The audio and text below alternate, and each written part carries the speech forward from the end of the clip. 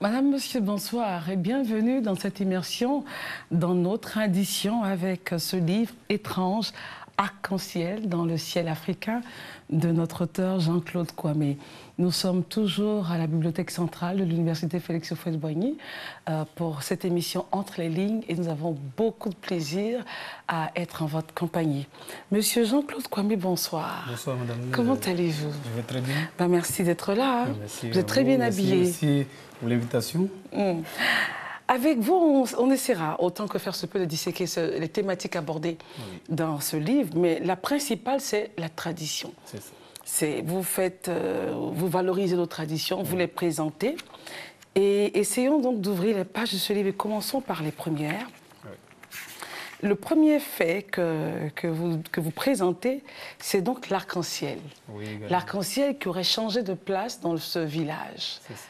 Alors, pour nous, enfants de la ville, un arc-en-ciel, bon, on ne remarque même pas qu'il change de place déjà, mais dans un village, tous les faits sont interprétés de la façon la plus spirituelle et mystique qui soit. Alors, un arc-en-ciel, pourquoi vous faites intervenir un arc-en-ciel dès le départ de ce livre? C'est vrai, et cela même est le titre de votre livre. Pourquoi? Vous avez été marqué, vous, personnellement, par l'arc-en-ciel quand vous étiez tout petit? Oui, absolument. Quand on voit cette merveille dans le ciel, c'est vraiment une idée qu'on se fait.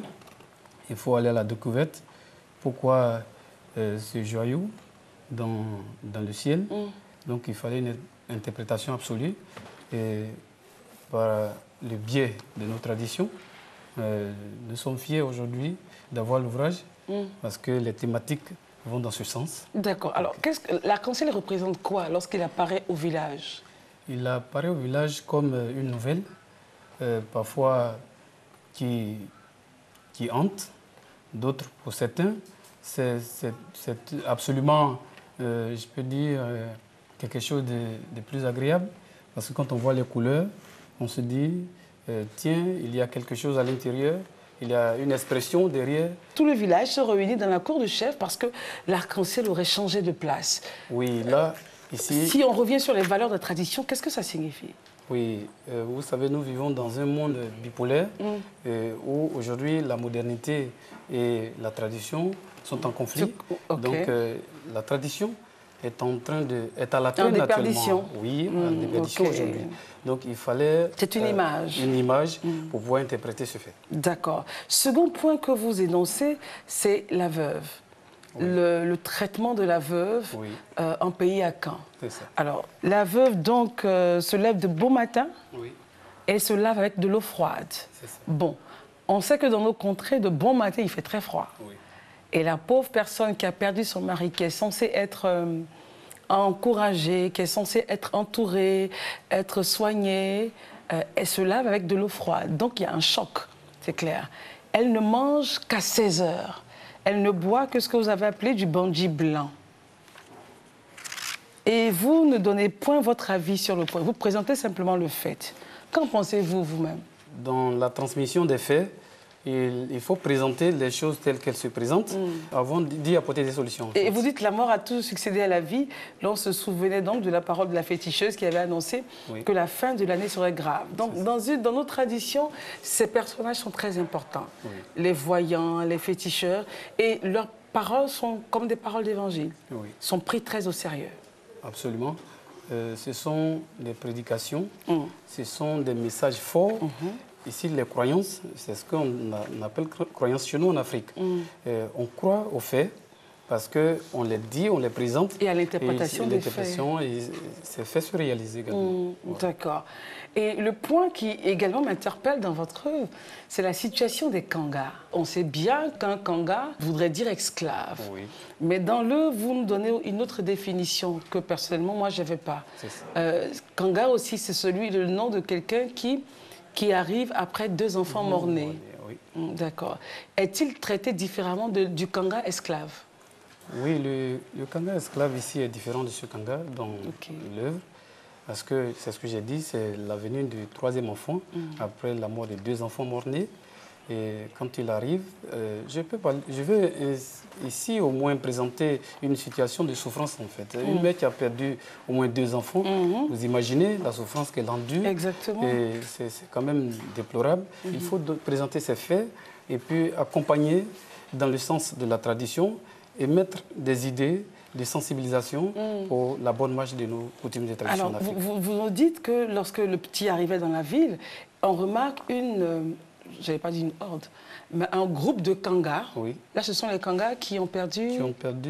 un des leurs. Ce ne sont pas les Kangas esclaves. Non, ils ne sont pas les Kangas esclaves ici. Okay. Il y avait cette confusion lorsqu'on a lu. Non, absolument. Okay. Ils ne sont pas des Kangas esclaves. Ils sont ici des enfants qui ont perdu des frères avant. Voilà, des frères avant. Mais c'est vrai que vous n'en parlez pas, mais en même temps, le nom Kanga nous ramène à l'esclavage, excusez-moi. Oui. Et vous êtes bien placé pour nous parler de cette tradition-là aussi. Est-ce que ça existe toujours? Oui, les traditions demeurent. Est-ce que l'esclavage des Kangas existe toujours en pays baoulé ou Aïni? Généralement, on n'en trouve plus. Mais le nom Kanga, ici, aujourd'hui, a pris une tournure des alliances interethniques. C'est-à-dire? Voilà, par exemple, un Agni va appeler un Baoulé mon esclave. Et le Baoulé aussi l'appellera. Vice-versa. Et ainsi de suite. Ça fait une bonne ambiance, en fait. D'accord. Alors, est-ce que vous avez l'impression que votre livre sera compris par la jeunesse? Oui, je m'adresse à la jeunesse. Est-ce que vous pensez qu'aujourd'hui, la tradition fait partie des préoccupations de la jeunesse? C'est pourquoi nous parlons de la sensibilisation. Parce que certaines figures emblématiques, on parlait, arrivé à un moment donné, de combat. Mais moi, je parle de sensibilisation. Parce que le combat n'est pas synonyme de paix, en fait. Donc, quand on parle de la sensibilisation, je pense qu'on peut atteindre l'objectif qu'il faut. Donc, c'est pourquoi moi, je parle de sensibilisation. Vous avez la foi, la conviction? La conviction que la jeunesse comprendra un jour que par la tradition, on peut avoir le bon comportement, on peut avoir nécessairement la place dans la société avec ce comportement qui base sur le respect. D'accord.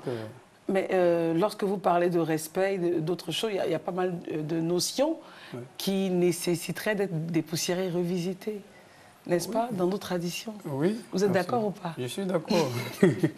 D'accord. Alors, vous dites que la foule qui n'arrivait n'était que celle des Kangas. Ces personnes au visage cicatrisés venaient sur notre chemin. Oui. Pourquoi cicatrisés? Oui, les Kangas sont reconnus par les scarifications au niveau des Vous avez une cicatrice, vous n'êtes pas Kanga? Oui, effectivement. Je ne suis pas Kanga, mais c'est différent. Parce que les Kangas ont 3 traits à gauche, 3 traits à droite. Moi, je n'ai qu'un seul trait. Et ce trait-là voudrait dire quelque chose? Ça montre qu'effectivement, je suis un Akan. Je suis sorti du roi et là, il faut marquer le signe pour dire que vraiment par la tradition, on peut faire beaucoup de choses. Ça fait du bien à la société, en fait.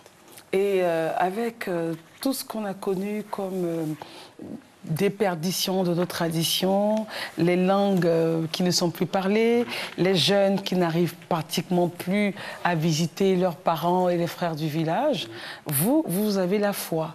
Comment est-ce que votre livre a été accueilli par déjà la jeunesse de votre région? Les jeunes sont fiers qu'un des leurs puisse brandir quelque chose qui va dans le sens de la tradition. Et moi, ma foi, ça fait du bien. Et souvent, quand on échange, on va dans le bon sens, en fait. D'accord. Donc, je sais que par ma voix, les choses sont bien entendues. D'accord. Et lorsque vous mêlez destin, vous mêlez tradition, vous mêlez les ancêtres, vous vous dites quoi? À la lecture de ce livre, quelle est l'idée que vous voulez donner? L'idée que je voudrais donner, c'est qu'on ne peut pas peindre du blanc sur du blanc, du noir sur du noir. Et chacun a besoin de l'autre pour se révéler, en fait. Donc, par la tradition et la modernité, on ne peut pas abandonner l'autre entité au profit de l'autre. Ce n'est pas possible. Les mariages, la façon dont les mariages se font. Oui, absolument. Aujourd'hui, on constate que dans nos sociétés, on rencontre quelqu'un dans la rue et puis on l'épouse. On l'épouse et puis après on a des difficultés. Alors que la tradition, il y a un parcours. Il faut se présenter, il faut parcourir de longs chemins avant de pouvoir avoir la même... Les familles doivent se connaître, on ramène l'histoire. Donc ça, ce sont les faits qui marquent qu'on ne peut pas sauter d'étape Il faut aller de la tradition jusqu'au courant de la modernité. Vous vous dites, la vie actuelle, si la jeunesse ne revient pas à sa souche, on est perdu? Oui, on est perdu. Parce qu'on se dit qu'on n'a plus de villages, on n'a que des villes. On est moderne. Maintenant, si on a tout perdu devant, on va où? On retourne. On retourne. Et des questions, il en a pour vous, docteur Djei.